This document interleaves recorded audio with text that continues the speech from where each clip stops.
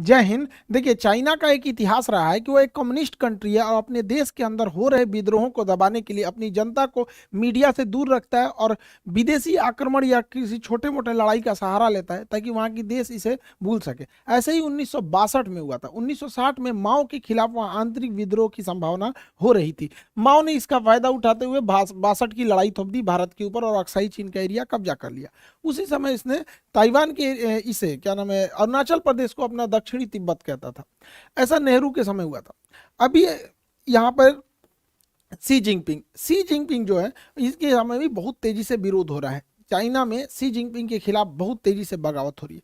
इसने भी वही सहारा लिया जनता का ध्यान भटकाने के लिए। इसने भी भारत से लड़ाई थोपने के लिए कई बार अक्सर उत्साह वाले काम किए हैं। अभी हाल में इसने तवांग में घुस गया। अरुणाचल प्रदेश का जगह है तवांग घाटी। तवांग में जहाँ बोमडीला दर्रा भी है, तवांग जिला में है, वहां पे चाइनीज सैनिक ऊपर आने लगे भारतीय पोस्ट पर। भारतीय सैनिकों ने ले डंडा मार के कपार फाड़ दिया सब चाइनीज सबका। एक भी भारतीय को किसी भी तरह की गंभीर चोट नहीं आई है, ना ही कोई भारतीय सैनिक शहीद हुआ है। ये हमारे रक्षा मंत्री का खुद का संसद में दिया हुआ स्टेटमेंट था।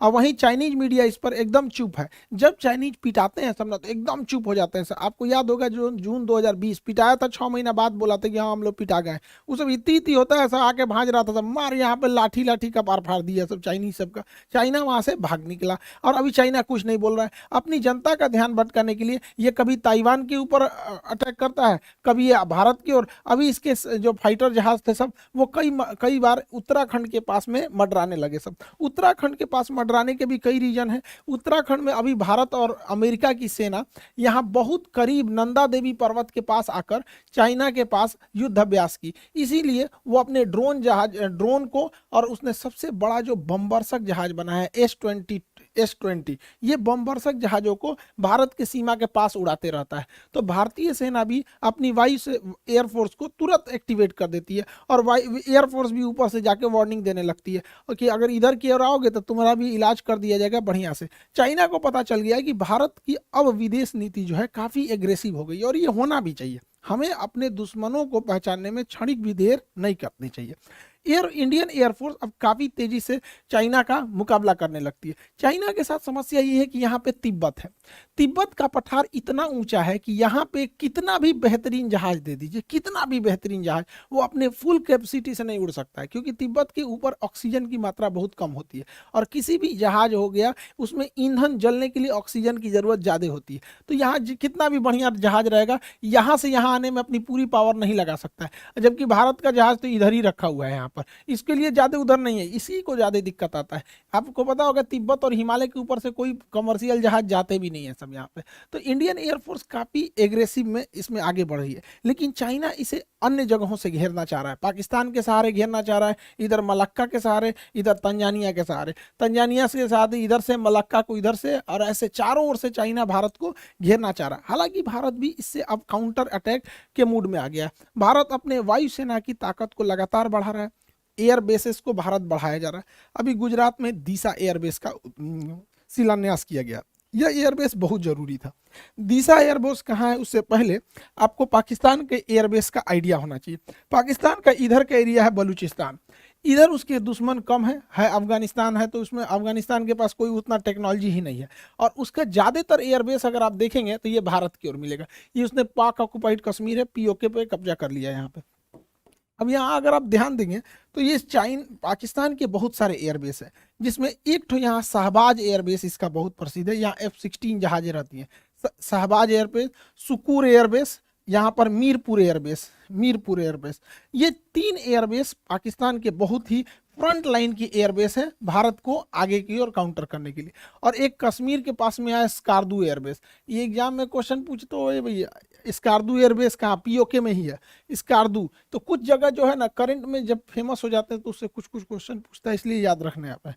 तो यहाँ मीरपुर एयरबेस, सुकूर एयरबेस और यहाँ शहबाज एयरबेस, यहाँ पर इन एयरबेस से भारत में अंदर तक हमला किया जा सकता था। इसको काउंटर करने के लिए जोधपुर में फलोड़ी एयरबेस था, गुजरात के कच्छ में नलिया एयरबेस था। तो ये यहाँ से इसे काउंटर किया जा सकता था, लेकिन अभी पीएम मोदी ने यहाँ पर एक दीसा एयरबेस का उद्घाटन किया। दीसा एयरबेस जो है अब यहाँ से और अंदर तक काउंटर अटैक किया जा सकता है। तो ये एयरबेस भारत के लिए बहुत जरूरी है, क्योंकि हमको हर तरह से काउंटर अटैक के लिए रेडी रहना है, क्योंकि चाइना लगातार पाकिस्तान को सपोर्ट करते जा रहा है। तो ये एयरबेस जरूरी है। भारत अब अपने जितने भी एयरबेस हैं उसको, उसमें जो जहाज़ों को रखने के लिए बंकर है उसे अब नए मॉडल से अपग्रेड कर रहा है। उसका नाम है next generation harden aircraft shelter.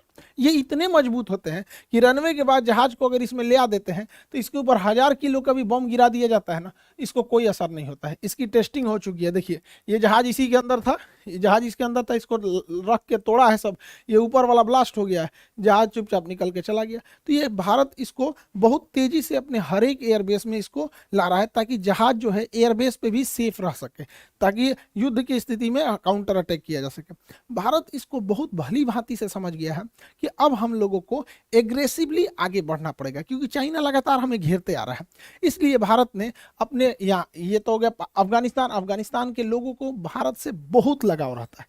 तो भारत अफगानिस्तान भारत में रिलेशन अच्छा है, लेकिन पीओके कब्जा करने की वजह से डायरेक्ट कनेक्शन नहीं है। यहाँ पर है आपका तजाकिस्तान। ये ताजिकिस्तान जो जगह है, यहाँ पर भारत 2 ठो एयरबेस ले रखा है। यहाँ से हम चाइना के लिए भी काउंटर अटैक कर सकते हैं, यहाँ से पाकिस्तान के डीप एरिया में भी काउंटर अटैक कर सकते हैं। 2 एयरबेस है यहाँ पर, एक का नाम है ऐनी एयरबेस और एक का नाम है फारकोर एयरबेस। तो ये दोनों एयरबेस ताजिकिस्तान में, फारकोर और ऐनी एयरबेस, इससे हम लोग चाइना के एरिया में काउंटर अटैक और पाकिस्तान में कर सकते हैं। ये सबसे ज्यादा काम कब करेगा? चाइना यहाँ पे सड़क बना रहा है CPEC, China Pakistan economic corridor. इसको इधर से तो अटैक करता ही हो सकता है, इस एयरबेस के थ्रू यहाँ से भी अटैक किया जा सकता है। इसलिए भारत को अब रेडी रहना है, क्योंकि चाइना में अगर ज़्यादा विवाद होगा तो पक्का किसी ना किसी से उलझेगा। तो उधर या तो उलझेगा ताइवान से, और नहीं तो इधर उलझेगा भारत से। इसलिए सतर्क रहना है। हम लोग के लिए भी एक तरह का ये लिटमस टेस्ट है। हालांकि भारत बहुत तेजी से अपने कदम आगे बढ़ा रहा है, लेकिन चाइना का सोच क्या है? वो सिल्क रूट के माध्यम से भारत को घेरना चाह रहा है। लेकिन चाइना की टेंशन क्या है? वो मलक्का के पास से यहाँ से भारत को, ये उसके लिए सबसे बड़ी समस्या है, क्योंकि मलक्का के पास भारत बहुत स्ट्रांग है।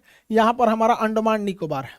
ये अंडमान निकोबार में हमारी तीनों सेना रहती है, थल सेना, वायुसेना, नौसेना। साथ ही यहाँ नीचे में कोकोस आइलैंड है। कोकोस आइलैंड, चाइना यहाँ से या तो मलक्का से होकर निकलेगा या तो सुंडा से होकर निकलेगा। अगर मलक्का से होकर निकलेगा तो अंडमान निकोबार में कुछ आएगा, और अगर सुंडा से होकर निकलेगा तो कोकोस में कुछ आएगा। देखिए कोकोस आइलैंड हमारा नहीं, देखिए कोको अलग है।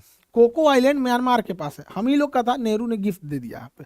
ये कोकोस आइलैंड जो है ये ऑस्ट्रेलिया का है, लेकिन ऑस्ट्रेलिया से हम लोगों ने समझौता कर रखा है कि एक दूसरे के बेस का इस्तेमाल करने के लिए, तो इसका इस्तेमाल हम लोग कर सकते हैं यहाँ से काउंटर करने के लिए। इसलिए चाइना को पता है कि इस एरिया में हम कुछ नहीं कर सकते, इसलिए चाइना मलक्का को अपने डेलिमा दुविधा समझता है, मलक्का डेलिमा। इसलिए वो डायरेक्ट इस एरिया से, समुंदर से घूम के नहीं आना चाहता है, वो डायरेक्ट सड़क के माध्यम से अपने सामान को यहाँ लाता है और इस रास्ते से निकल जाता है। यहाँ पे उसने बहुत बड़ी सड़क बना रखी है। इस सड़क के चारों ओर फैक्ट्री, पेट्रोल पंप, हॉस्पिटल्स, अलग अलग चीज़ों को खोल रखा है। इसका नाम है सीपीईसी। सीपीईसी को काउंटर करना भी बहुत जरूरी है, जो ग्वादर पोर्ट से जुड़ता है। यहाँ पर सीपीईसी के लिए यहाँ पर हमको ऐनी एयरबेस और फारखोर एयरबेस यहाँ से काउंटर कर देंगे, और यहाँ ईरान का चाबहार बंदरगाह हम इसे काउंटर करके आइसोलेट कर सकते हैं। इसलिए रेडी रहने के लिए ज़रूरी है। हालांकि भारत के पास इसके अलावा भी बहुत सारी संभावना है। यहाँ पर चाइना इतना तेजी से एक्सपांड किया कि अफ्रीका का देश है जिबूती में इसने अपना एक सैन्य अड्डा ले लिया। अब जिबूती समुद्र का इतना पतला रास्ता है कि अगर यहाँ स्वेज नहर से कोई भी जहाज यूरोप से आएगी तो उसे जिबूती से जाना ही पड़ेगा, और जिबूती पे उसने एक भाड़े पे सैन्य अड्डा ले लिया है यहाँ पे। लेकिन अच्छी बात यह है कि जहाँ इसने सैन्य अड्डा लिया है वहाँ से थोड़ी ही दूरी पर फ्रांस का भी सैन्य अड्डा है, और हमारा और फ्रांस का समझौता है कि हम एक दूसरे के सैन्य अड्डे का इस्तेमाल कर सकते हैं। तो यहाँ ये पैसा दे के सैन्य अड्डा ले रहा है, भारत वहाँ ऐसे ही पहुँच सकता है। इसके अलावा जरूरी है भारत सरकार को कि यहाँ पे यमन में अभी अशांति फैली हुई है। यमन का यह सोकोत्रा आइलैंड भारत के लिए एक वरदान साबित होगा, क्योंकि अगर हमारा सोकोत्रा आइलैंड पर अब अगर प्रेजेंस बन गया तो यहाँ से हम ग्वादर बंदरगाह को काउंटर कर सकते हैं, यहाँ से हम जिबूती को काउंटर कर सकते हैं, और यहाँ से हमारी सप्लाई लाइन को भी कोई नहीं रोक सकता है। लेकिन अभी यमन के सोकोत्रा आइलैंड पर किसी का ध्यान नहीं गया है। यहाँ पे करना चाहिए, सरकार को आगे बढ़ना चाहिए। चाइना ने इतना ज़्यादा मात्रा में लोन दे रखा है अफ्रीकी देशों को कि उन्हें अपने कर्ज के जाल में फंसा लिया, और इस जाल में फंसाया बढ़िया से तंजानिया को। तंजानिया जो है इसका एक जंजीबार द्वीप है जो दुनिया में सबसे ज्यादा लौंग के उत्पादन के लिए प्रसिद्ध है। तंजानिया के सभी समुद्री तटों को चाइना मांग रहा है कि हमको दे दो लीज पे, ये सारे समुद्र तट पे हम अपने बंदरगाह बनाएंगे। और आपको पता है कि चाइना अगर बंदरगाह बना दिया तो वहां अपनी पनडुब्बी नौसेना की जहाजों को लाएगा। हम लोगों की लाख कोशिशों के बावजूद चाइना का जहाज यहाँ पर अपना लंगर डाल ही दिया। इसलिए इसे काउंटर करने के लिए भी भारत के पास कई सारे द्वीप हैं।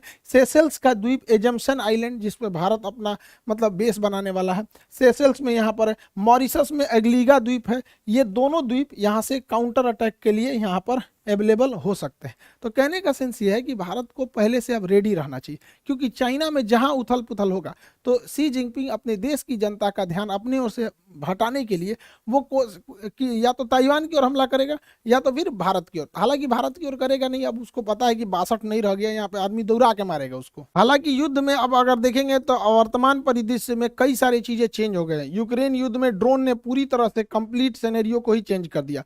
तुर्की जैसा देश ड्रोन के मामले में, ईरान जैसे देश ड्रोन के मामले में बहुत तेजी से आगे बढ़े हैं। तुर्की का कौन सा ड्रोन यूक्रेन में तबाही मचाया, और रूस जैसे शक्तिशाली देश को ईरान से क्यों ड्रोन मंगाने पड़े, इसे भी हम लोग समझेंगे। उससे पहले आप लोग को सूचना भाई यूपीएससी वाले बैचों के लिए, देखिए बहुत सारे लड़के आप लोगों को हम बताए भी थे यूपीएससी के लिए, जून में ही हम आपको अनाउंस किए थे कि यूपीएससी बैच आएगा जून में।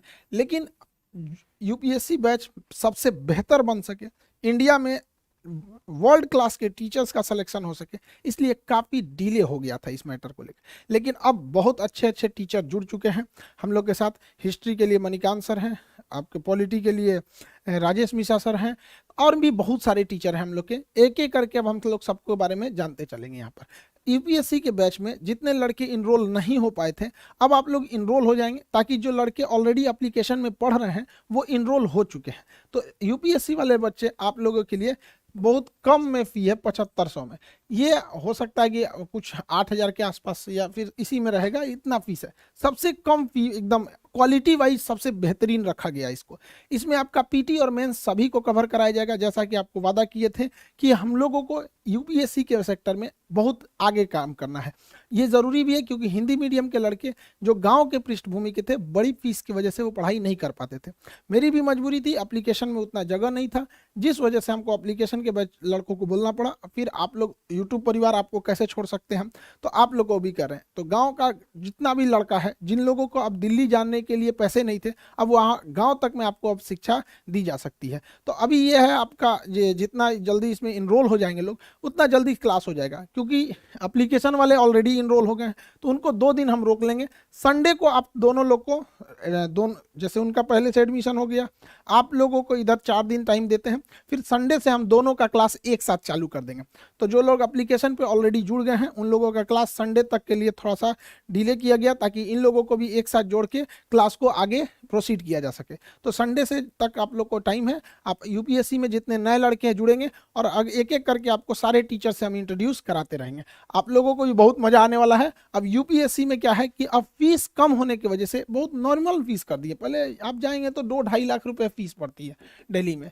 आप वैसे ही टीचर से जो दिल्ली में हैं, उन्हीं लोगों से एकदम बेहतरीन मार्गदर्शन में आप लोग शिक्षा लेंगे। और अब जो कहा जाता था हिंदी मीडियम के लड़कों का रिजल्ट नहीं होता था, तो अब बहुत सारे ऐसे लड़के थे जो गरीबी की वजह से नहीं शिक्षा ले पाते थे, अब उन लोगों के लिए भी एक मौका है।